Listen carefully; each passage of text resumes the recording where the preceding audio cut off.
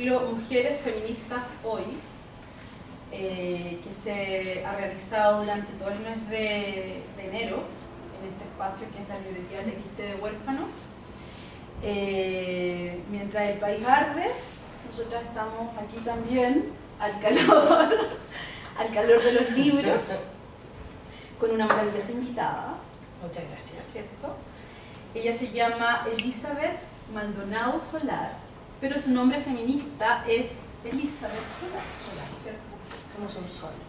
Entonces, la Elizabeth nos va a hablar en esta entrevista de muchas cosas, pero fundamentalmente nos vamos a focalizar en el trabajo que ella ha venido realizando ya desde hace un tiempo en torno al tema de la biopolítica y el control social de los cuerpos y fundamentalmente del cuerpo de las mujeres.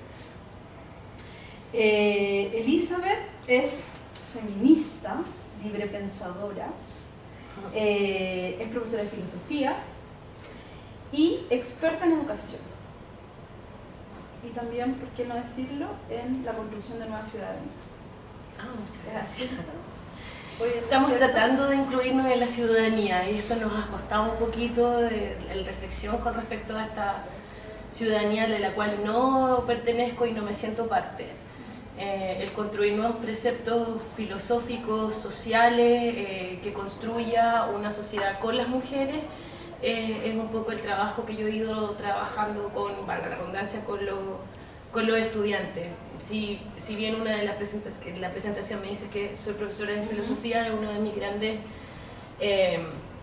desarrollos a nivel profesional, emocional, que tiene que ver con eso, cómo nosotras resistimos en una sociedad patriarcal capitalista y de qué trinchera nos ponemos. Y una de las trincheras en la cual yo me pongo es la educación, como acto libertario. Bueno, vamos a hablar harto de ese espacio, ese espacio en el que tú has ido desarrollando una experiencia súper rica, pero a mí me gustaría, bueno, antes que todo agradecer tu disposición, tu tiempo.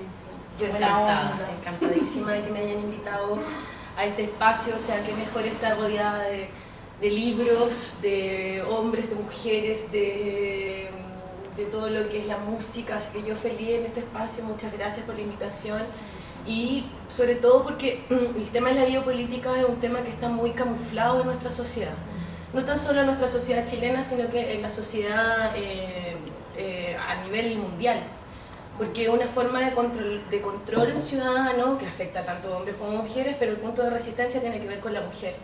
En Chile se ve y se visualiza eso muy, muy potentemente con la prohibición del aborto y teniendo mujeres incluso que dicen que nosotras las mujeres prestamos el cuerpo para poder parir. O sea, sí. ¿Qué más claro que ese control biológico y patriarcal y moralizante también ha corroído, ¿cierto?, hasta los pensamientos de las mismas mujeres. Sí. Y es un poco triste, un poco desolador el panorama, a veces viendo que tenemos senadoras designadas, por ejemplo, diciendo que prestamos el cuerpo, o teniendo senadoras como que plantean que el tema del aborto es algo inmoral, entonces hay que pararse de diferentes trincheras. La Elizabeth viene con ganas de tirar varias bombas y la vamos a dejar que tire todas las bombas, pero antes sí, yo quiero que te retrotraigas al año 2004. Yo creo que fue como agosto, ¿no? Como invierno del 2004. ¿Ya? Cuando visitó este país por primera vez. Hoy día Paul Preciado, en aquel entonces Beatriz Preciado, y vino a presentar en un seminario multitudinario en la Universidad de Chile, en la Casa Central, el Manifiesto Contrasexual. ¿Qué significó para ti conocer ahí a la Beatriz Preciado, o tal vez ya la conocías de antes, la habías leído, pero verla en ese espacio, y cómo también ese discurso influyó o no en el desarrollo posterior del pensamiento que tú has ido construyendo en torno al tema del control social? Buena pregunta. Fue uno de los momentos muy álgidos de lo que es mi pensamiento hoy en día. Del 2002 aproximadamente yo venía trabajando la línea de los controles sociales con Foucault, con Michel Foucault, que es uno de mis líneas investigativas durante todo este tiempo. Y ver a Beatriz Preciado, primero cuestioné un montón de cosas como mi heterosexualidad, por ejemplo. Encontré maravilloso la cercanía que ella realiza y la expresión de contarnos cómo las tecnologías políticas del poder se van desarrollando de tal manera en la mujer, desde la historia del dildo, ¿cierto? Entonces desde ahí aparece otra visión que tiene que ver con el control de la mujer. Entonces yo, si bien estaba trabajando todo lo que es Michel Foucault y los controles sociales como en la población, todavía no distinguía de qué manera se controlaba a cada individuo dentro de la población. Entonces Beatriz Preciado, Paul Preciado, de cierta manera viene a tirar un viento fresco hacia mi reflexión y decir, hey, aquí hay una construcción social, política en el cuerpo de la mujer por tal y tal cosa, y desde ahí comienzo a hacer esta otra investigación que en el fondo sigo con Michel Foucault en sus líneas investigativas del control, pero siempre teniendo esta inquietud de cómo la mujer, siendo un cuerpo disciplinado en esta construcción social, se iba desarrollando y cuáles eran las limitaciones que tenía. 2004, aún no era feminista extrema, Hoy sí, extremista. Sin embargo, habían otras cosas que no me hacían sentido y que tienen que ver con estos constructos sociales políticos que invisibilizan muchos discursos de la mujer y muchas acciones políticas desde la mujer. Entonces, de cierta manera vino a develarme muchas cosas, me abrió un espectro, y no tan solo a mí, o sea, yo creo que a todo nuestro círculo vino a despabilarnos un poquito y a traer estos aires de decir, hey, existen otras formas de control, nos están controlando de esta manera. Si bien somos parte de estos hijos Foucaultianos, pero tenemos que, como buenos hijos de las hijas Foucaultianas, tenemos que analizar un poco nuestra realidad y nuestro diagnóstico social.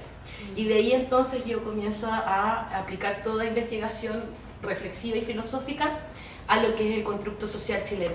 Ya. Oye, y me voy a quedar colgada ahí un ratito en esa misma experiencia, porque me parece interesante, porque yo también estuve, nos encontramos de hecho en ese seminario, y una de las cosas que a mí más me llamó la atención fue la definición que ella hace, o sea, cómo se presenta, ¿no? Y en ese sentido yo te quería preguntar por el tema de la identidad y el control social. Por ejemplo, cuando en ese momento Beatriz Preciado se presenta como lesbiana, ¿cómo dijo ella? ¿Te acuerdas? No mucho. Pero dijo que era una lesbiana activa, bueno, y dotó a su identidad sexual en ese minuto de lesbiana, no de trans, porque después vino trans. Es que Paul deviene sí, cotidianamente, pero en eso, pensando en las identidades y el devenir y el control social. Wow. ¿Qué pensáis? Pasa que el tema de la identidad siempre lo he asociado mucho a un concepto, no sé si está errado, muy moralizante y un poco fascista, ¿sí? La identidad, el identificarse con tu Estado, será porque nací en dictadura, ¿cierto? Y me decían siempre que tenía que identificarme con las instituciones del Estado, me decían siempre que tenía que construir mi identidad, me decían siempre, estudié en un colegio monja, entonces la identidad religiosa también es muy importante, entonces para mí el concepto de identidad siempre me causó mucha contradicción. La identidad social, el concepto en sí mismo para mí es muy moralizante. Sin embargo, entendiendo lo de Paul Preciado, el entender la identidad como un constructo propio, ¿cierto? Como algo que tú vas desarrollando día a día en este devenir constante del histórico, ¿cierto? El devenir implica cambios inmediatos, o sea, todos los días estamos en un devenir, todos los días morimos, o sea, la mariposa que vuela de una flor a un árbol no es la misma mariposa que estaba en la flor y pasaron 5 segundos. O sea, ese devenir constante, esa muerte constante de nuestra identidad y de la construcción de cómo somos seres humanos, para mí es fundamental. O sea, creo que no lo relaciono inmediatamente con el concepto de identidad, sino que lo relaciono con el tema de la muerte. El morir constantemente para poder construir lo que queremos y llegar a un estado de conciencia diferente al que tenemos y que ha construido el Estado patriarcal, el Estado capitalista patriarcal en nosotros. Por lo tanto, para mí el devenir identitario tiene que ver con eso, con la muerte y con realizar esa muerte continua de valores y éticas y morales y éticas y preceptos morales que me han hecho decir quién soy. Sin embargo, en este constructo del devenir, este constructo que para mí fue la filosofía, ha sido potente. ¿Por qué? Porque lo tengo que ver como algo que a esa identidad, ¿cierto?, ha sido también controlada, ¿cierto? Entonces yo lo veo como de dos maneras. Una construcción propia de nosotros, de nosotras, en cómo nos construimos cotidianamente nuevas conciencias, ¿cierto? Y por tanto este otro concepto identitario con un Estado fascista que necesita tener a todos los ciudadanos iguales, idénticos en sí mismo, que viene dado desde la Revolución Francesa con los constructos sociales del ser ciudadano. Y ojo, ser ciudadano, no ciudadana, ¿sí? Entonces este control social implica a toda la población, sin embargo esta identidad no nos construye en sí mismo como seres humanos. Entonces esa es un poco la relación que yo puedo ver entre el concepto de identidad, el concepto de devenir, que es algo que a mí me fascina, ¿cierto?, desde la época clásica, y este tema del control social que netamente apunta a la identidad establecida desde los constructos políticos sociales. Oye, y en ese sentido, en esto de finalmente cómo te definen o te defines, también en un espacio académico, sí. Por ahí en tu hoja de vida decía algo así como investigadora de dispositivos de control social. Esa definición, ¿te la diste tú? ¿Te la dieron? ¿Y qué significa para ti? ¿Nos puedes explicar en qué consiste esto de investigadora de los constructos sociales? O sea, de los controles sociales. Bueno, ambas cosas sucedieron. Cuando conozco el tema de Foucault y el tema del control social, comencé a indagar específicamente de cómo estos controles sociales europeos inciden en la constitución política chilena. ¿Sí? Desde ahí me volví una ratita de biblioteca y empecé a investigar un montón de situaciones que pasaban en Chile para poder crear este control social político. Llevo años entendiendo cómo nos controlan. Llevo años tratando de reflexionar como mujer y en cuerpo de mujer, cómo nos controlan cotidianamente. Empecé con el tema de la cárcel en Chile y de cómo los constructos establecidos en Europa nosotros como chilenos venimos a ser herederos de esto. Y luego me pasó algo muy particular que deviene en lo que es la biopolítica como un nuevo control social. ¿Sí? Yo he vivido en dos etapas los controles sociales establecidos en un Estado como es Chile. La primera instancia tiene que ver con cómo a nosotros y a nosotras nos controlan desde la razón gubernamental o la gubernamentalidad, como lo plantea Foucault, y desde este Estado del liberalismo que aparece, ¿cierto? Tanto como desde el 1818 en adelante, pensando en cómo un Estado debería ser gobernado teniendo producciones económicas para el desarrollo de este Estado que viene naciendo, que es Chile. Entonces, desde ahí, entender un poco cómo se genera este control. Hago un análisis durante años, hago mi tesis de pregrado con respecto al control social disciplinario en el cuerpo de la población. Y como te comentaba, me pasó algo muy particular, porque yo estaba en la Universidad de Valparaíso estudiando filosofía y tenía compañeras de la universidad que vivían en Limache. Ya. No necesariamente de mi curso, pero sí varias compañeras que vivían en Limache. Y de pronto, todas embarazadas. Entonces yo dije, bueno, ¿qué es lo que sucede? ¿Por qué estas chicas están todas embarazadas? Se pusieron de acuerdo con lo que no sé. Y bueno, pero ellas como que nunca cuestionaron, fue como casi que bonito, vamos a ser mamás juntas. ¿Sí? Yeah. Hasta que un día voy en la micro de Valparaíso, tú sabes que la gente en regiones es mucho más solidaria y mucho más conversan contigo, y mucho más en la comunicativa con uno. Sí. Iban ellos y iba una mujer embarazada. Uh-huh. Entonces me queda mirando así con cara de, la verdad es que esto yo no lo quería. Y comienza a hablarme con respecto a su embarazo y yo, la verdad es que quería mirar para el mar y bueno, me empecé a escuchar. Entonces me empieza a contar que ella tiene 3 hijos, que ya este era como el último porque ya no daba más. Y le pregunto, entre esa conversación le digo, ¿y dónde te atendía? Y ella me dice, en el consultorio de Limache. Y es en ese momento como un nus. Y yo digo, y estas chicas que son compañeras de universidad, que se atienden en Limache, y esta señora que ya tiene 3 hijos, que se atiende en Limache, también embarazada, y me encuentro ya que es un poco raro. Y le comento esto a estas compañeras, y una compañera sale y me dice, bueno, no sabes lo que me pasó, yo llevé estas pastillas al laboratorio de la Universidad de Valparaíso y descubrimos que estas pastillas son de glucosa. Lo cual me hizo pensar entonces que los métodos anticonceptivos que le estaban dando en este consultorio no estaban siendo óptimos para el fin. Y estas niñas comienzan a hacer una investigación, yo como desde el lado, siempre pensando en la cárcel, el control social y todo, pero me doy cuenta que dentro de esta situación pasaba algo mucho más allá que tenía que ver con la política económica y de Estado.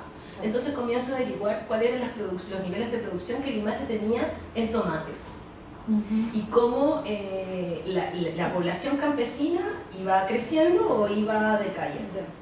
Efectivamente, en ese tiempo, aproximadamente como en el 2004, 2005, por ahí, de fecha soy pésima, descubro que la población de Limache, en el concepto de campesinado, está bajando absolutamente. Y yo, entendiendo nada, ¿cómo hacía el lapso reflexivo de esta situación con respecto a la experiencia misma vivida? Y nuevamente el señor Michel Foucault acompaña esta reflexión junto a la Simone de Beauvoir, que comienzo a ver el tema más biologicista de esta situación. Me comienzo a entrar en el tema con la Simone de cómo de cierta manera existe una manipulación de nuestro cuerpo en ciertas políticas. Y bueno, y comienzo a ver y a reflexionar sobre la biopolítica en el cuerpo de la mujer y específicamente en el cuerpo de la mujer en Chile. No en otra, porque como te digo, Foucaultiana, trato de realizar el tema y desde mi país. Tú diste un ejemplo concreto de cómo estos dispositivos de control han alterado la vida de las mujeres, y tú hablaste de unos años más o menos, o sea, 2004, dijiste 2005. Esto sucede, claro, en el 2004, sin embargo, en la época de Pinochet también. A eso te quería llevar, porque eso a finales de los años 70 sí, también hubo un efecto similar. Y hubo un efecto similar, pero ¿qué es lo que pasa un poco en Bolivia también? Sí, que están obligando a las mujeres a tener hijos, porque no tienen campesinado. Entonces también... Claro, o en Perú, cuando, por ejemplo, existieron este tema de las esterilizaciones forzadas. Exacto. Para disminuir la tasa de natalidad. Y de indígenas. Y de indígenas, sí. Y eso es biopolítica, absolutamente. Ahora yo, el tema de... Fue muy entretenido, porque a mí me costaba estar en la academia. Me costaba mucho, yo tenía un montón de críticas con respecto al tema de la academia. Y entonces... al entender que la academia también era un espacio donde yo podía denunciar, ¿cierto? Y más que denunciar, develar cómo nos controlan. ¿cierto? Y así pararse de las trincheras donde nosotros queremos para poder resistir, porque aquí el cuerpo de la mujer es la que resiste. Entonces estaba, no en la academia, sino que en una población, hablando de este mismo tema, que fue para un 8 de marzo, lo recuerdo perfectamente porque llegamos con unas compañeras gritando por un megáfono que iba a haber una charla, un conversatorio de la biopolítica del cuerpo de la mujer. Y salieron un montón de señoras, incluso con el delantal ahí, y llegaron. Y hubo un momento en que una señora levanta la mano y me dice: hey, mijita, esto yo lo viví en el 78. Cuéntenos. Y le digo: pero por favor, conversemos.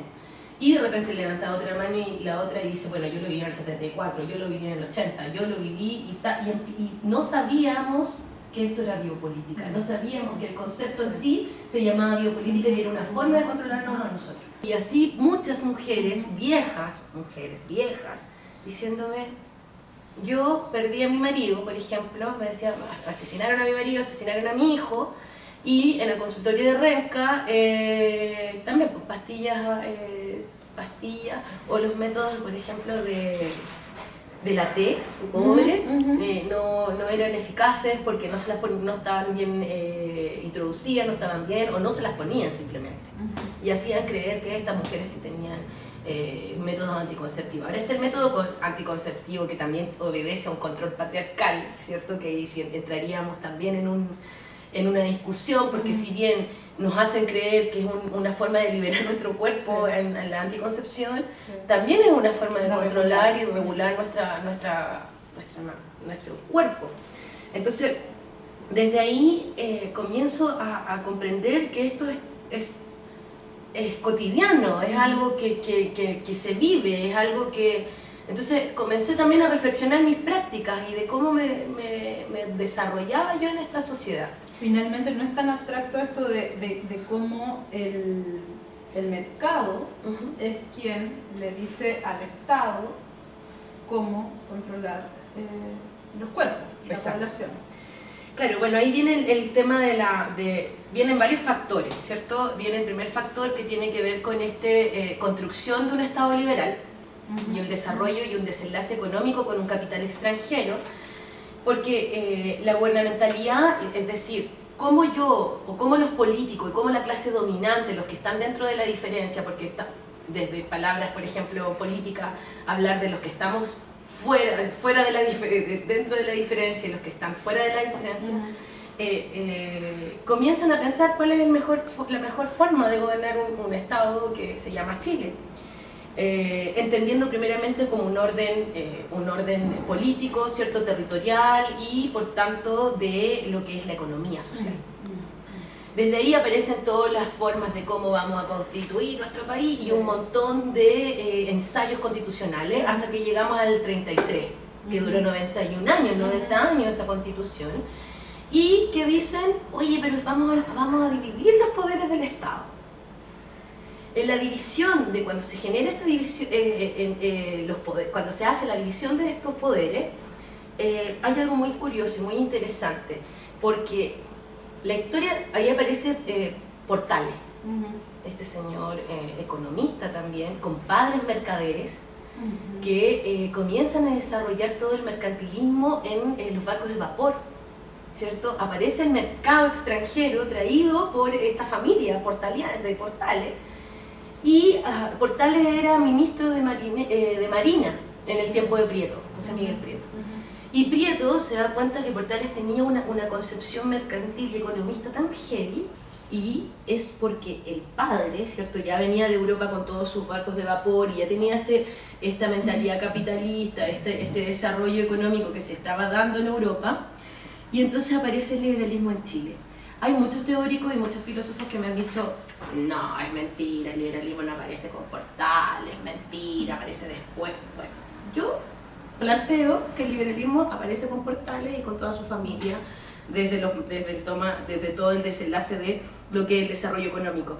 Y el liberalismo entendiéndolo como una racionalidad política, ¿ya? Y esto es importante porque va a subyacer a todo lo que es el control territorial. Por lo tanto, al Estado le va a tener que poner control. Porque aquí hay algo muy importante, hay una diferenciación entre el control del Estado y una diferenciación del control económico. El control económico solamente se puede relacionar con el Estado. De una u otra manera se relaciona con nosotros, la población. Pero quien le dice al Estado cómo controlarnos es el poder económico. ¿Ya? Entonces, este desenlace económico viene dado desde el 35, desde el 30 más o menos, cuando empieza toda esta racionalidad gubernamental, y el desarrollo de la manufactura, ¿cierto? El desarrollo de las telecomunicaciones entre Argentina, Chile, el tema de la refinación de azúcar, de la caña de azúcar, comienzan los capitales extranjeros, y Wheelwright, el paseo Wheelwright de Valparaíso, no es por casualidad que se llame paseo Wheelwright. Valparaíso fue el puerto principal donde llegaban todos estos capitales extranjeros, acompañados de todo este dinero que traían a este nuevo país, ¿cierto? Recordemos también que estaba el tema del salitre, Guerra Pacífico y todo un montón de cosas que tenía que ver con un desenlace económico. Esta cuestión no era una cuestión territorial, era territorial porque tenía un desarrollo económico, netamente. Entonces, dentro de ese capital extranjero también aparece el ferrocarril como método de poder manejar todo esto, este desenlace económico que se estaba viendo, y, por supuesto, exportar e importar materias primas de nuestro país, ¿cierto? Y entonces, específicamente en 1905, cuando se enraizan todo este capitalismo extranjero en Chile, al Estado chileno le ponen límites y dice, bueno, ustedes controlen la propiedad estatal, porque la propiedad privada la controlamos nosotros. Y desde ahí comienza el desarrollo mercantilista en Chile, donde Foucault habla de la veredicción del mercado. La veredicción del mercado tiene que ver con poner precios a las cosas, ¿cierto? Este vaso vale 1.000 pesos. Y vale 1.000 pesos, po. ¿Me podéis decir, si yo pongo un precio aquí, 1.000 pesos, ¿tú me puedes argumentar que este vaso vale menos en un mercado? En un supermercado, por ejemplo. Tú le puedes decir a la cajera, no, pues este vaso vale menos, este vaso seguro que vale 500 pesos. Sin embargo, el mercado, ¿cierto?, pone veredicción, es decir, pone un precio a las cosas, y ese precio no puede ser falseado. No se puede ser cuestionado. Y no puede ser cuestionado, Bueno, menos por el también, Estado, claro. ¿ya? Porque el Estado se reduce. Sí. Y esto en el siglo XX, reducido específicamente en 1905, le dicen, pare. Usted va a tener sus límites estatales y yo voy a tener los límites económicos privados, ¿cierto? Desarrollo de la Patagonia por parte de la mano judía, ¿cierto? Es mentira que los judíos están llegando ahora recién, no están desde el comienzo de la Patagonia. Desarrollo de todo lo que es las partes de los vicios de la sociedad, ¿cierto? El alcohol, el cigarrillo. Comienzan a poner precios, donde el Estado no podía de ninguna manera mezclarse, porque el Estado también aplica justicia. Y al mercado no se le puede aplicar justicia, por lo tanto el Estado con el mercado no se pueden ligar. Sin embargo, el mercado sí le puede decir al Estado cómo poder obtener más riquezas. Y eso específicamente tiene que ver en el control de la población.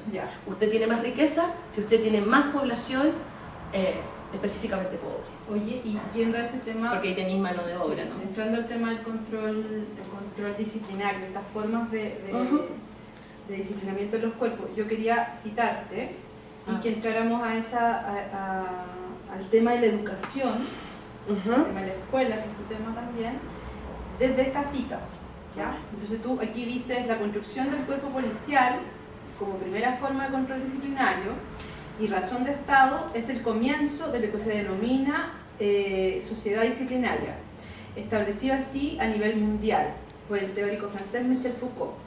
Sin embargo, esta sociedad disciplinaria, más allá de un mero control político sobre el ciudadano, lo que desea es ayudar al crecimiento sostenido de lo que es una nueva teoría y práctica gubernamental, en donde, mediante la acumulación monetaria, el crecimiento de la población y el mercantilismo, se conforma un nuevo arte de gobernar. Y ahí citas a Foucault. Qué bonito. Buena cita.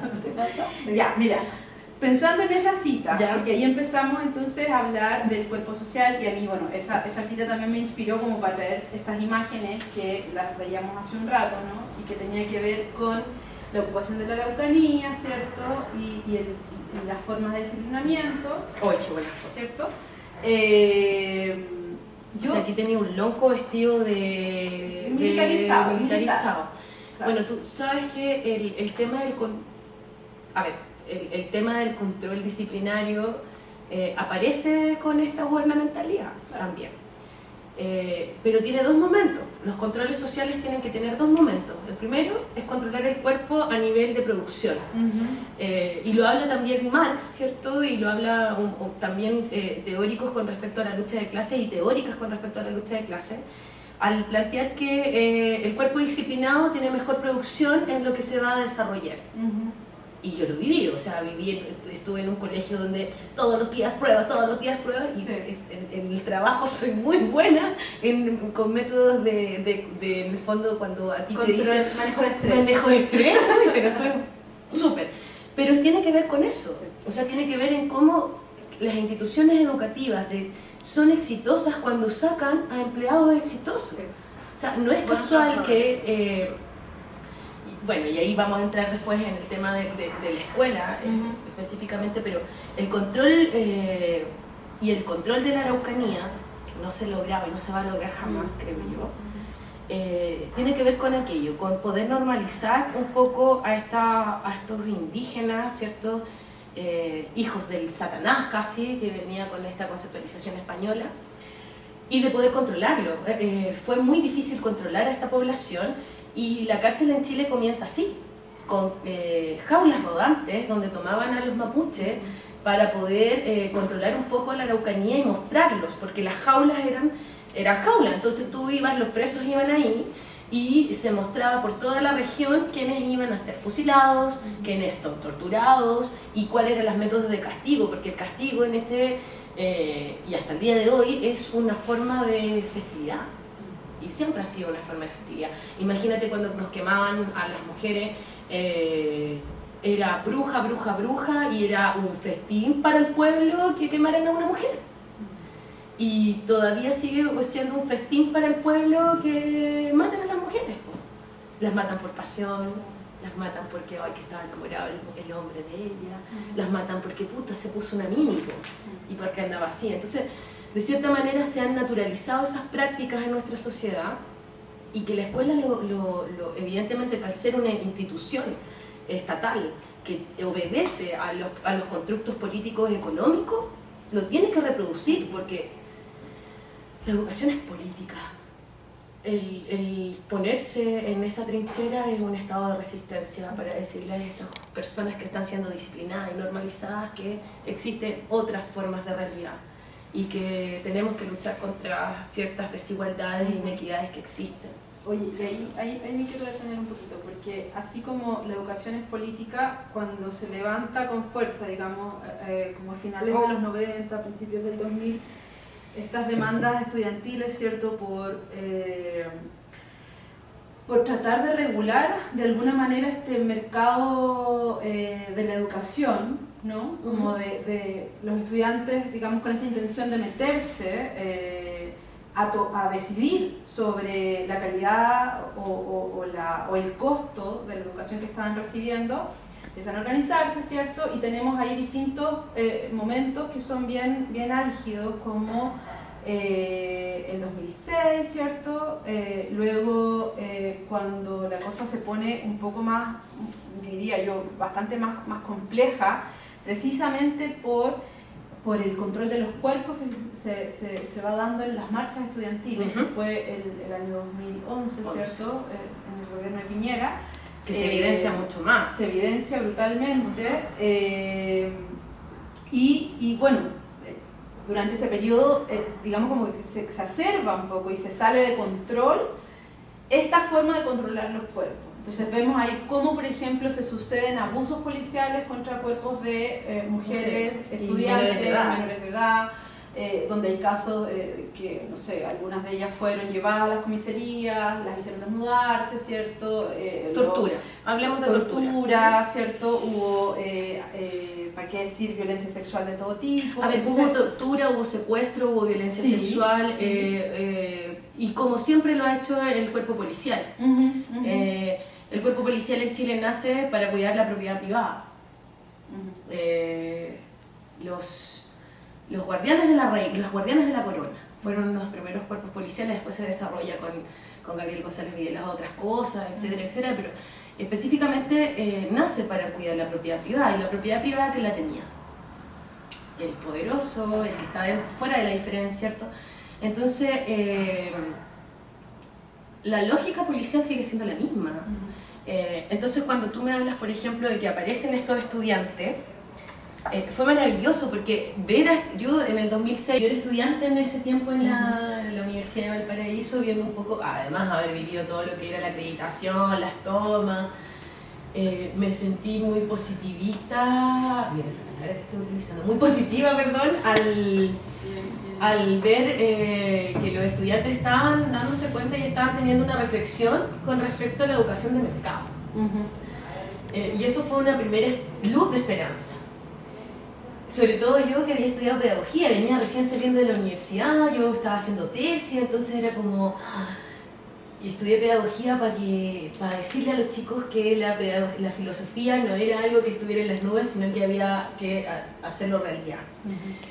Y cuando aparece en 2011 esta ciudadanía, no sé, no son ciudadanos tampoco, los estudiantes, ¿cierto?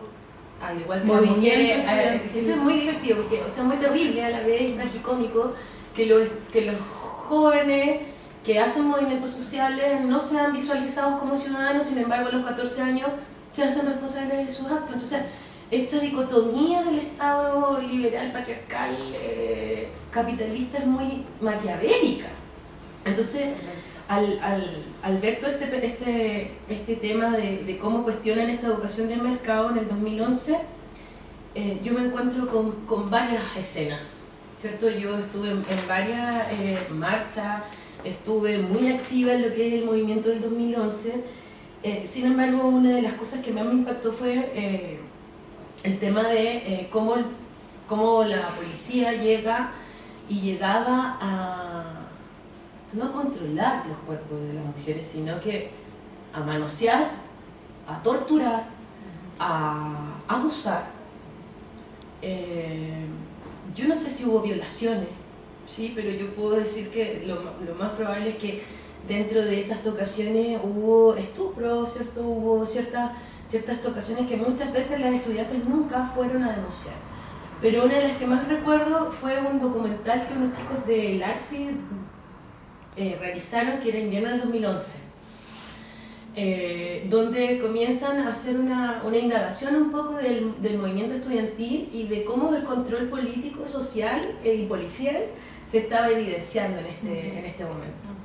Y toman a unas estudiantes del Liceo 1 para poder entender un poco qué les había pasado. Estas estudiantes fueron apresadas por carabineras de Chile y las encerraron en la comisaría, las encerraron en el baño, las desnudaron, a una que estaba con la luna, con su menstruación, le hicieron hacer sentadillas, ¿cierto? Para estimular un poco más el sangramiento, y de cierta manera el abuso de poder era total, porque además eran menores de edad, o sea, niñas de 16, 17 años, las tiraron a todas en el suelo del baño mojado, y las tuvieron ahí durante horas. Hubo secuestros de los estudiantes del Instituto Nacional. ¿Sí? Entonces, secuestro entonces, todo ese control policial fue súper notorio, pero además fue súper callado, porque son jóvenes, pues. Son los que andan tirando la piedra, son los que, y en el fondo, infantilizan un pensamiento que es absolutamente crítico con respecto a la educación de mercado y cómo la educación pública está viviendo estas nefastas políticas que vienen establecidas desde Pinochet. Entonces, claramente esta no ciudadanía, ¿cierto? Cuestiona el poder político y por tanto la escuela se vuelve un espacio político de reflexión, donde siempre está continuamente, de cierta manera, invisualizado ese espacio político, porque las únicas formas de participación que concibe la escuela del Estado moderno es las participaciones formales, el centro de estudiantes, que le dicen centro de alumnos, Sí. El centro de padres, le dicen centro de padres, ¿no? Sí. Siendo que la mayor cantidad de apoderados 90% es por lo madres, menos. son Claro. madres. Entonces, centro de padres, ahora que apareció el consejo escolar como una dinámica de participación dentro de la escuela, ya, por lo menos va democratizando ciertos espacios. Bueno, dentro de lo que es las demandas de los estudiantes, ¿cierto? Con respecto a visualizar y a mostrar que la educación de mercado está matando lo que es la educación pública, ¿cierto? Como un acto de liberación y de movimiento de las luchas de clase, ¿cierto? Y específicamente de los obreros. Pero la educación pública viene desde ahí, desde cómo nosotros visualizamos una educación para todos y todas digna, ¿cierto? De poder alcanzar ciertas liberaciones humanas. Entonces, el infantil, y eso es lo maquiavélico que te comentaba, Sí. el decir, bueno, los estudiantes, son estudiantes, andan hablando huevadas porque en el fondo son adolescentes. Además, ya la palabra adolescente, es decir, adolecen de tantas cosas que los adultos tenemos. Es totalmente patriarcal, venía y adultocéntrica, ¿cierto? Cuestionando, ¿cierto?, un poco este tema. Tenéis por un lado a estos estudiantes que están hablando de una educación de mercado, teniendo muchos argumentos con respecto al tema, pero además diciéndoles que ellos no son ciudadanos y que por lo tanto no pueden opinar en esto. Sin embargo, la ley penal establece que los jóvenes a los 14 años sí son consecuentes de su acto y sí pueden reflexionar de su acto. Entonces esta dicotomía social, estatal, es terrible porque sí necesitan delincuentes. Y eso también obedece a una mano de obra barata, a mantener un control social, porque no andan todos asustando de la delincuencia, y etcétera, etcétera. Y si tú ves la gran cantidad de jóvenes que están dentro de las cárceles, rodean entre los 18 y 25 años. Hace poco conversaba con un chico de 18 años dentro de la cárcel de acá de San Miguel y le preguntaba que qué había hecho, porque cuántos años tenía adentro. Me decía 9 años que tenían adentro. Tenía 18 años. Y le pregunto, ¿qué hiciste? Para 9 años. Robo en casa no habitada. O sea, se fue a la playa, entró a una casa, robó y lo pillaron. Le dieron 9 años. O sea, ya desde ahí es maquiavélico, o sea, entender que ese loco va a estar ahí durante 9 años y va a salir y se va a conformar en una sociedad, en un coloquio carcelario, porque no va a tener las herramientas para establecerse dentro de la sociedad. Entonces, estos controles sociales, y por eso de pronto, llegando a la pregunta que me hacías, ¿por qué te han definido o te defines como una investigadora de estos controles? Tiene que ver con eso, cómo nos vamos desarrollando y cómo se van desarrollando estas pequeñas aristas de controles sociales dentro del Estado. Sí. Desde ahí podríamos contactar un poco el tema del estudiantil. Sí, a mí me parece interesante, tú hacías un cruce como en este adultocentrismo, en este, digamos, cuestionamiento respecto de los movimientos sociales por parte de las clases dominantes y de quienes mantienen, ¿cierto?, un discurso bastante moralizante, ¿no?, y disciplinario, que es lo que también pasa un poco con el movimiento mujeres, ¿no? Entonces me gustaría que nos metiéramos ya porque yo sé que tienes una visión bien crítica de la construcción de un feminismo, ¿no es cierto?, y el tema de cómo ves tú este feminismo, ¿no?, que va surgiendo también en la historia de Chile Dígalo, al inicio dígalo, del siglo XX decirlo. y las luchas de las clases sociales. O sea, un feminismo también homogenizante, ¿no? Conservador, clasista, blanco, ¿cierto? O sea, y que precisamente aboga por esta entrada de las mujeres, de algunas mujeres, ¿será?, al concepto de ciudadana. Sí, a mí a veces me gustaría que no utilizáramos la palabra feminismo, pero ya estamos dentro de toda una historia. Las primeras personas que utilizan la palabra feminismo fueron hombres, ¿sí? Y desde ahí conceptualizar un poco y problematizar el feminismo viene dado desde los hombres, en una historia no muy lejana. Ya lo dijo Kirchhoff, ¿cierto? Nuestros movimientos feministas son absolutamente conservadores. Mensch nace en los 80, pero antes estaban las viejas cuicas tocando las ollas y moviendo sus alhajas porque no querían Allende. Entonces, hay nuevamente las contradicciones, ¿viste que este devenir histórico no nos deja? Y como el devenir de cierta manera tiene que ver con la muerte, creo que Chile ha hecho un gran, no sé si un gran avance en lo que es el feminismo, pero creo que mientras más pasa el tiempo, más avance tenemos. El problema, creo yo, de esto es que aquí hay como tenemos estas fotos, no nos vamos a desligar un poco de esto, lo que pasa un poco en las comunidades mapuche, están sectorizadas, ¿no? Están por poniente, por oriente, por norte y sur, y cada norte, sur, este, oeste tiene diferentes demandas, que todas convergen en sí mismas. Tú me decías que tenía una visión crítica de lo que es el feminismo. Yo me defino feminista autónoma. ¿En qué sentido? En que viví tantos procesos colectivos que muchas veces me iba decepcionando de uno, después me decepcionaba el otro, y después del otro, y después del otro. Sin embargo, eran propias decepciones porque los valores morales establecidos desde el patriarcado nos calan tan hondo que muchas veces eso se ve reflejado en las organizaciones. Y al verlo reflejado en las organizaciones es súper poco probable que nos pongamos de acuerdo con respecto a una lucha. Y de dónde nos paramos en las trincheras, ¿no? Por eso hablo desde qué parar ¿no? estamos. Estás sola trabajando, pero en el fondo nunca estás sola. Siempre están estos círculos feministas que me parecen cada vez más potentes en Chile. Sobre todo, no vamos a hablar del feminismo de la Tonka Tomicic en la Ni Una Menos, ¿sí? Porque ahí viene la lucha de clase. Sí.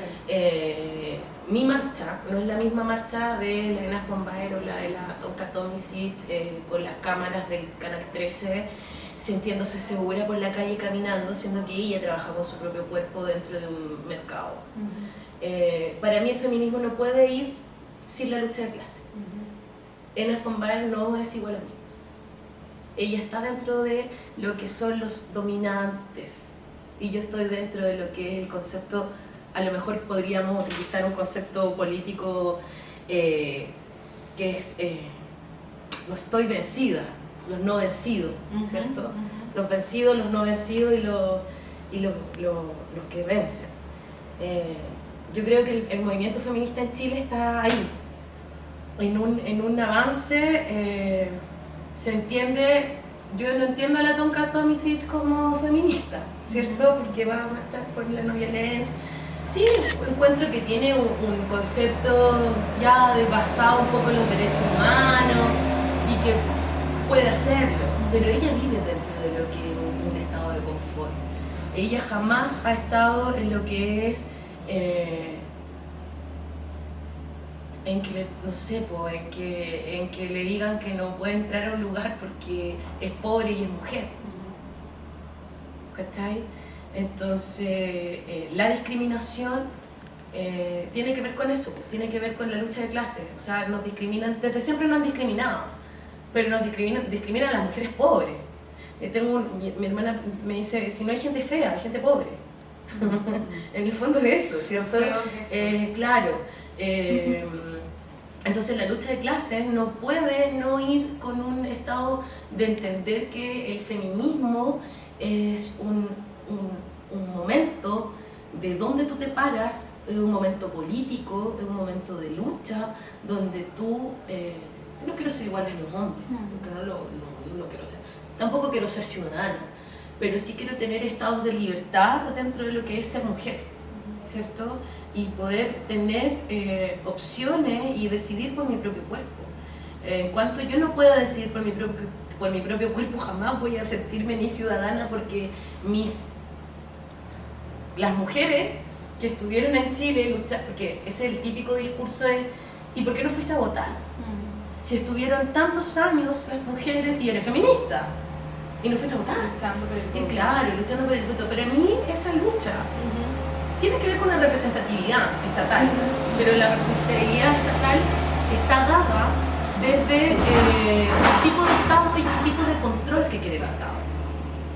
Y dentro de ciertos límites. Y de ciertos límites. O sea, la libertad, bueno, si entramos en el concepto de libertad, es un poco terrible, porque es maquiavélica esta situación de entender que la libertad es metafísica, lo planteo acá. Es un poco terrible el concepto de libertad para mí. Primero porque es un juego del poder, entender que nosotros venimos si nos revolcamos a todo lo que el Estado contractualista, ¿cierto? Entender que hay una posición original, que hay una libertad X, ¿cierto? Establecidas desde el querer hacer lo que uno quiera, y esta libertad dentro de unos límites estatales de mercado donde el liberalismo plantea de que tú eres libre, y tú eres libre de comprar donde quieras, y te pone constructos de libertad establecidos. Sin embargo, lo que es la libertad de la mujer se le limita inmediatamente a lo que es el concepto de familia. Al establecer la libertad dentro de este Estado social patriarcal, está absolutamente limitado lo que es la libertad de la mujer. En el concepto de entender que la mujer no puede ser libre porque tiene que ser madre, ¿no? Y tiene que ser madre para poder contribuir a lo que es esta maternidad y así poder desarrollar ciudadanos para un aporte y un desarrollo económico más allá de lo que puedan existir los valores familiares, no tan solo de las familias monoparentales, sino que de diferentes tipos de construcción de familias, ¿cierto? Sin embargo, el discurso moralizante es establecido desde la limitación de la mujer, y por tanto la mujer no puede llegar a ser libre por esta condición impuesta desde el estado natural, y que el estado de ver, naturaleza. Sí, tiene que ver un poco con esta idea de la ética del cuidado, ¿no? Como de, Claro. Ese sería el límite, como para... Y si tú te das cuenta, cuando yo me acuerdo mucho de una canción cuando era chica, que tenía que ver con esa, en el internado de señorita, cuando llegaron las pildoritas se acabaron las señoritas. Tiene que ver con esa libertad. O sea, la concepción de libertad entendía en que la mujer puede estar con diferentes personas para tener relaciones sexuales, pero ella no eres una dama y no eres una señorita, sino que pasa a ser otro constructo establecido por nuestra sociedad de mercado. Entonces la libertad es súper maquiavélica entenderla porque te frustra, ¿no? ¿Cuándo eres libre? Nunca. Y como decía Kanye, es una cuestión metafísica, una cuestión práctica. Son pequeños actos de libertad. El escribir es un acto de libertad. Como la felicidad. Exacto. Son pequeños tris de luz establecidos en tu propia condición identitaria de este devenir, así conectando todo, sí. Que va cambiando. Yo no me siento libre porque estoy en una pega trabajando y no puedo salir e irme. ¿Sabes? Entonces es súper frustrante comprender el concepto de libertad político, porque te das cuenta que no existe, no eres libre. Más que utopía, yo creo que tiene que ver con un juego del poder, el establecer de que alguien es libre o no. Porque a pesar de que estemos en un estado natural, por ejemplo, antes del contractualismo, antes de como esta visión originaria, el ser humano igual no es libre, porque tiene deseos. Claro. Y al tratar de anular esos deseos, al tratar de anular, yo me quiero puro comer una de estas cositas. Me como esta cosita, ¿cierto? Y anulo el deseo y ya no quiero más otros. Sin embargo, son tan ricas estas cositas que me encantaría que todas estas cositas sean mías. Por lo tanto, viene y se acompaña el concepto de propiedad.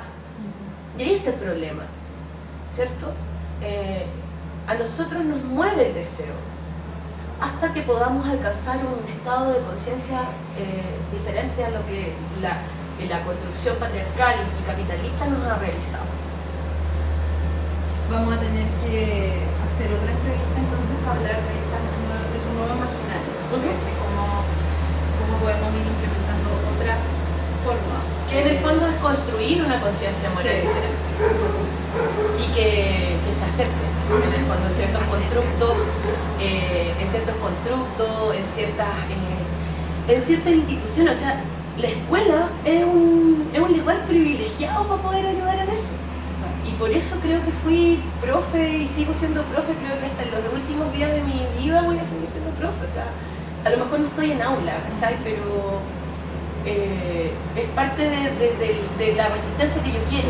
El crear nuevas conciencias, el crear otros estados de la moral, el crear otras formas y no construir con los otros. Creo que dentro de la educación y de los espacios públicos podríamos hacerlo. Eso que tú dices, porque claro, desde esa visión, o sea, otros espacios también podrían ser espacios más críticos, ¿no? Por supuesto. supuesto. O sea, más que favorecer al control, ser espacios como bueno, esa es una palabra que no me gusta mucho, pero como semilleros de otros imaginarios. Sí, ¿sí? De hecho, una vez hace poco estuve en una universidad, no voy a decir cuál, hablándole a unos chicos de cuarto de pedagogía. Y una de las que hablaba de patriarcado en la escuela. Entonces, una de las cosas que les digo al final de todo lo que les hablé, que construimos en conjunto, fue, bueno, el que piensa que la pedagogía es objetiva, el que piensa que tiene que reproducir el Estado, el que piensa que la educación viene dada del Estado y que no hay forma de cambiar eso, entonces no estudia pedagogía. No sea iluso y no sea capaz de meterse a un aula de clase, a un aula donde están 50 mentes que podéis matar o podéis hacer florecer, ¿cachai? O podéis construir, ayudar a que esas florezcan. Y eso es lo que yo he tratado de hacer durante todo este tiempo, de regar un poquito con mi conciencia y decir, hey, existen otras realidades que no tienen que ver con esto, que tienen que ver con otras cosas. Así que... Oye, y como la idea es ir imaginando, como redefiniendo a lo mejor algunas cosas, vamos a hacer un juego contigo. ¿No? Cantan los juegos. Y este es un juego que vamos a empezar a aplicar en todas las entrevistas de en adelante, que nos va a permitir ir construyendo un diccionario feminista. Entonces vamos a ir nosotras mismas definiendo algunos conceptos que van dando vuelta, digamos, que están construirnos ahí. desde el lenguaje también es súper importante. Pero no estoy de acuerdo con el todes, lo detesto. Bueno. El todes, las otras, no, me carga, es una cuestión que no lo soporto. Bueno, pero eso también es muy afrancesado por esa lo idea demás. de que... Lo LGBT también los detesto. Sí, porque finalmente siguen siendo las cajitas. Es que además tiene que ver con esa diversidad, que dentro de la diversidad nuestras demandas feministas se ocultan. Y creo que es una estrategia del Estado y del mercado, por eso tenemos que tener mucho cuidado cuando nos vamos a la marcha y encontramos a la tonca y encontramos a miles de hueonas, ¿cachai? Hablando desde nuestros discursos. Yo creo que la diversidad está en peligro, en el sentido de establecer estos discursos de diversidad. Todos somos así, todos tenemos la misma demanda, porque es falso. No todos tenemos las mismas demandas. Bueno. Tenía que decir que esto fue como una catarsis. Sí, yo respeto tu catarsis. Entonces, vamos a partir con el primer concepto que quiero que defina. Ya, a ver. Machi Francisca Lincoln. Qué doloroso.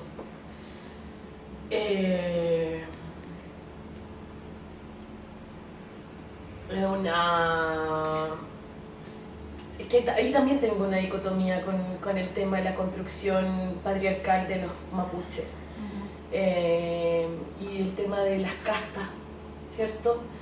Creo que la Machi Francisca Rinconado es una muestra de resistencia desde su trinchera, desde su lugar de origen. Pero además creo que es un chivo expiatorio de lo que es el Estado chileno. Creo que el abuso de poder del Estado chileno contra los pueblos originarios es aberrante. Ver cómo está militarizada la Araucanía, cómo está silenciado esto, y esto viene desde Frei, desde Elwin, desde Pinochet, ¿cierto? Allende devuelve tierra, ahí hay en juego, después aparece Pinochet, y entonces la Machi creo que es resistencia, resistencia de su propio Estado. Pero ahí también es otro tema con respecto a cómo las etnias desarrollan su patriarcado. Creo que ahí también hay cosas que, por ejemplo, la Lonco Francisca, la Lonco Millaray, Sí. a ella, claro, y ella tuvo un montón de problemas porque no podía ser lonco porque era mujer, ¿cachai? Entonces, también ahí hay como, me pasan cositas que pero tú hablas de la Machi Villaray, no, o de la Lonco. Ya, la Juana. La Juana, que estuvo en el problema y que no fue reconocida por muchas comunidades, porque no puede ser, Claro, no es hombre. Sí. ¿Cachai? A ella Entonces, le venía como ese cargo heredado es heredado, del padre, pero fue- no hubo como un respaldo tampoco ahí. Pero el tema del indigenismo con el feminismo a veces hace contradicción, pero sí estoy a favor de la libertad de los pueblos. Ya. Otro. Ya. Ciudadanía. Ciudadanía, algo que no soy ciudadana. La ciudadanía viene establecida desde los preceptos políticos patriarcales. El voto no es ser ciudadana. Ser ciudadana significa decidir por nuestro propio cuerpo. Y hasta que no podamos hacer eso, yo no me voy a definir nunca como ciudadana. ¿Quieres leer la cita? Tengo aquí Porque le viene bien a la Mira, hay una cita que pongo en el texto de la biopolítica del cuerpo de la mujer. Dice: el no permitir decidir sobre los derechos reproductivos propios de la mujer hace que la mujer viva una vida al margen del acceso pleno a una verdadera ciudadanía, ¿cierto? El voto no me hace ser una verdadera ciudadana. Por tanto, estamos limitados nuevamente. Se dice acceso pleno de una verdadera ciudadanía. Pues no se puede manifestar con respecto a algo que le pertenece, su cuerpo. O sea, no me puedo manifestar por algo que me pertenece, que es tu cuerpo. El año pasado nosotros marchábamos por la Alameda, por la mitad de la Alameda, y llevábamos un cordón policial donde no nos podíamos salir de ahí porque los pacos llegaban y nos acarreaban. Entonces, fuimos terneros, fuimos corderitos durante toda la marcha. Yo en un momento incité a nuestras compañeras a tomarnos toda la calle y no lo hicieron. Y nuevamente entro en mi crítica feminista de ¿hasta cuándo nos vamos a pedir permiso para poder hacer cosas? Entonces yo creo que la ciudadanía tiene que crearse con los nuevos ciudadanos, que son los estudiantes, son los críticos, son los reflexivos, son las mujeres, son las lesbianas, son las feministas, somos los que estamos dentro de la diferencia y los que no somos vencidos y no seremos vencidos por los que nos quieren vencer. Estamos en resistencia. Siempre Ya. en resistencia. Ya, el último concepto que A creo que ver. definas. ¿Ya? Relaciones anarcoerótico-afectivas o poliamor. ¿Cómo lo definirías? Ya, ahí hay que tener cuidado, creo yo, porque hay mucha gente, y sobre todo los machitos de izquierda, que se aprovechan de este concepto del poliamor, ¿cierto? Entonces, si somos libres, podemos andar con uno y con otro. Sí, efectivamente, pero si yo no sé, no hay un mutuo acuerdo, ¿ya? Yo apuesto por eso. ¿Apuesto en qué sentido? Ya hablaba un poco del deseo, ¿cierto? Nosotros al desear algo, insisto con estos cositas, son dulces, al desear estos caramelos, yo tengo que de una u otra manera anular este deseo. Y el deseo sexual tiene que ver con lo mismo. Anular un deseo sexual y hacer el otro, ¿cierto?, parte de mi sexualidad, implica que yo entre dentro de un concepto de propiedad privada también. Porque aparte de este caramelo que me parece que es muy rico y que me lo puedo comer y todo, yo voy a querer tener estos otros caramelos. Y por lo tanto aparece este concepto de la propiedad privada, y por eso los celos, por eso los asesinatos, y por eso creerse que el otro es parte tuyo, ¿cierto? Y que no hay una libertad establecida dentro de esto. ¿Cómo era el concepto que me dijiste? Relaciones anarcoerótico. Anarcoerótico y feminista. Yo por eso apelaba a los machitos de izquierda, porque los machitos de izquierda y los de derecha son iguales. ¿Sí? El compañero anarco que le dice a la compañera que tiene que ir a hacer las hamburguesas porque ella es mujer y cocina rico, o sea, no estamos entendiendo nada del anarquismo. Creo que el anarquismo obedece a una conceptualización de libertad, que no tiene que ver con este juego de poder y de verticalismo, ni de situaciones vinculantes con el otro. Creo que el desapego del otro nos hace ser libres y nos hace amar con mayor libertad real, ¿cierto? El desprenderse del otro, no en el sentido emocional, sino que en el sentido de como lo hacíamos en el origen, donde éramos poligámicas, ¿cierto? Y no teníamos la conceptualización de arraigo del macho hacia el macho, nos permite ser y desarrollar nuestra libertad tanto sexual como identitaria. Ya, muy bien, pasaste la prueba. Muchas gracias. Ya, entonces Eli, vamos a tener que cerrar. Oye, me he divertido mucho, sí, lo he pasado muy bien en esta conversación. Yo te quiero agradecer y nada, yo creo que quedaron muchos temas pendientes, nos hiciste mucho pensar a todas las que estamos aquí, porque vemos varios detrás de las cámaras. Entonces, agradecerte una vez más la pasión, la fuerza, la resistencia en el aula o estés donde estés, porque siempre lo has hecho así. Y eso, pues. Bueno, yo agradecer este espacio, creo que ha sido uno de los espacios más entretenidos donde poder hablar de este tema. Siempre me he visto como la experta de la biopolítica, porque ahora estamos... hay que transmitir esto, porque las viejas lo saben, todo el mundo lo sabe, pero lo vivido de su experiencia no puede tener la conceptualización porque nos limitan en eso. Agradezco mucho este espacio, muchas gracias por escucharnos. Así que feliz, me voy muy contenta. Buenísimo. Bueno, si quieres comer más caramelos, puedes. Sí, me los voy a llevar todos porque son míos. Te los voy a aportar, gracias.